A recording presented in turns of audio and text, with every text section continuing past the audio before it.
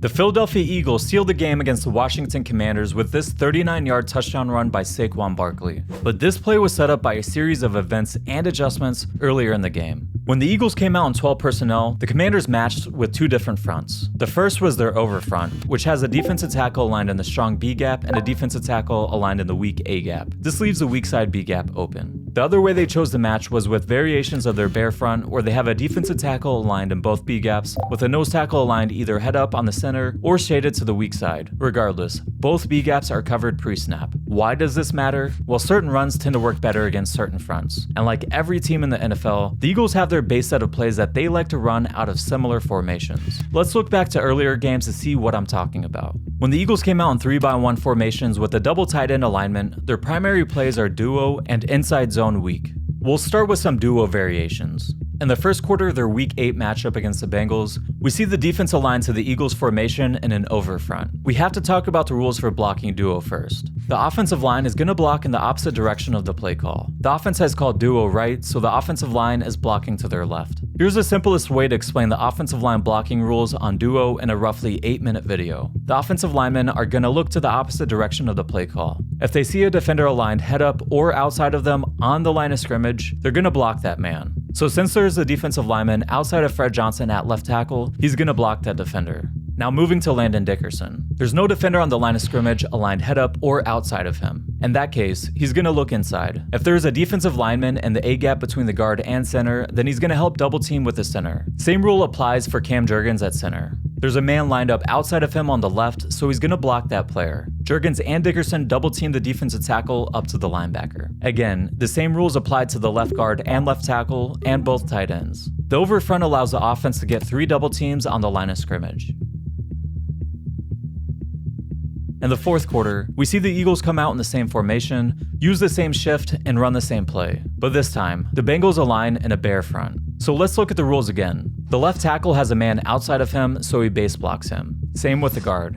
Now things change up when the center has a nose tackle aligned head up on him like we see here. Different offenses will handle the nose in different ways, oftentimes based on the opponent and what their tendencies are when they align with the nose tackle. You could have a situation where the guard and center are reading the nose and playing the blocks based on that. You could have a call where the guard automatically helps double team with the tackle up to the linebacker and leave the center to block the nose on his own, or you could have a call where the guard double teams with the center up to the linebacker. It looks like the offensive line had a predetermined call to have the center and guard double team up to the will linebacker. It appears the tackle and tight end are going to double team the defensive tackle up to the Mike linebacker, though based on the alignment of the defensive tackle, the tight end will check to see if the defensive tackle slants outside of the offensive tackle, but he knows he's most likely releasing up to the Mike linebacker. The wing tight end is responsible for the defensive end. The most important part to understand is that the offense is now only able to double team one defensive lineman due to the bare front, so it's harder to get vertical displacement on the line of scrimmage. Again, these are just standard rules, and the rules can change based on a variety of different factors. Now let's look at inside zone weak, and I promise, this will all make sense when we get back to the Commanders game. The Eagles are again lined up in their 3-by-1 double tight end formation, and we see the Cowboys align in an over front. If you look at the offensive line, it looks almost identical to how they block duo. The difference is that the running back's initial aiming point is in the same direction that the offensive line is blocking, and he's reading the first level of the defense. Compare that to duo, where the running back's initial aiming point is opposite of the direction the offensive line is blocking, and his first read is the Mike linebacker,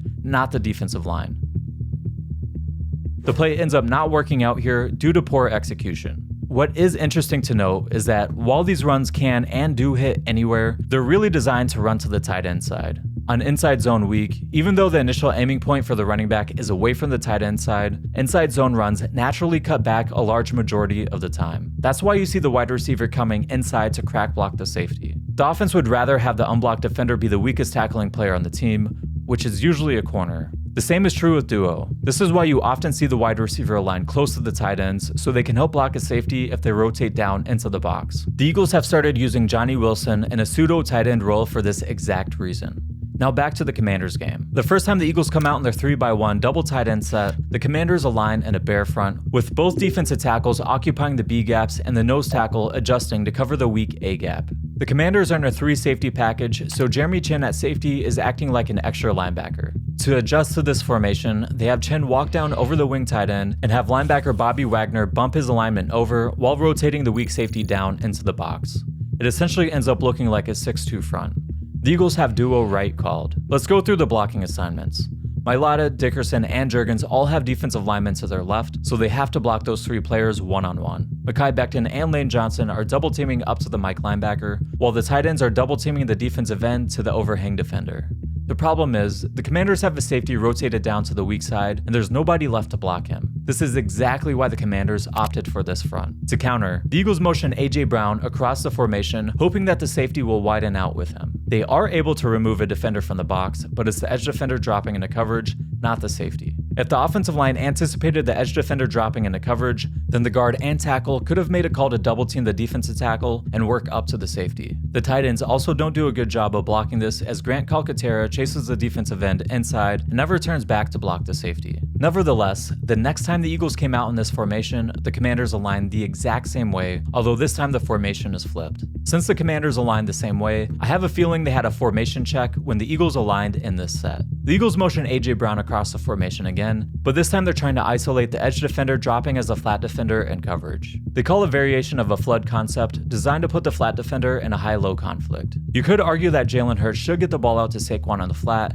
especially if that's a Kirk Cousins type quarterback, but Jalen uses the threat of his legs to force the flat defender to come up, and that opens up space to get the ball to Devontae Smith on the sideline. Unfortunately, Devontae drops it, but I like the adjustment to the Commanders' formation and coverage check. The very next play, the Eagles come out in their 3-by-1 double tight end formation again, although this time they align wide receiver Johnny Wilson tight to the line of scrimmage, and now you have a 5-man surface to the left of the center. The Commanders again align in the same bear front, and again they're having the weak side safety rotate down, although they're trying to disguise that they're doing so this time. The Eagles call a toss play. It's virtually the same as outside zone, as that's how everyone is blocking it. Well, everyone except for Landon Dickerson, who must have had some sort of miscommunication. The run ends up working out fine, but they left some meat on the bone. All of these plays have taken place in the first quarter, but the Eagles decide to keep this play in their back pocket until there's 4 minutes and 50 seconds left in the fourth quarter. The Eagles come out in their 3-by-1 double tight end set, the Commanders align in their bear front with the linebackers shifted over and a safety rotated weak,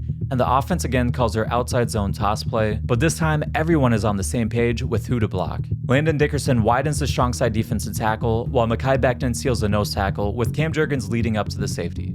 Because of the way the Commanders align their weak safety, along with the rest of the front, the Eagles are aiming to split the defense in half and give Barkley a huge lane. Better execution from Dickerson, and Saquon is off to the races. The coaches saw this, and the very next play they flipped the formation and called the same play. The Commanders coaches anticipated the Eagles would do exactly that, and adjusted by having the nose tackle align head up on the center, with the goal of preventing Juergens from climbing up and sealing the out-leveraged safety. But Juergens bypasses the nose and embarrasses the safety, while Mekhi Becton clears out a lane so wide a 747 could land on it, simply by pushing the defensive tackle in the direction he already wants to go. Jordan Mailata does his best impression of a Jack Doherty bodyguard and walks the backside defensive end out of the play, and we get to see Cam Juergens embarrass the safety twice on the same play. Saquon does Saquon things, and the Eagles remind the Commanders that they're still the little brother. Great recognition and adjustments by the coaching staff, plus improved execution from the players, seal the Thursday night showdown for the Eagles.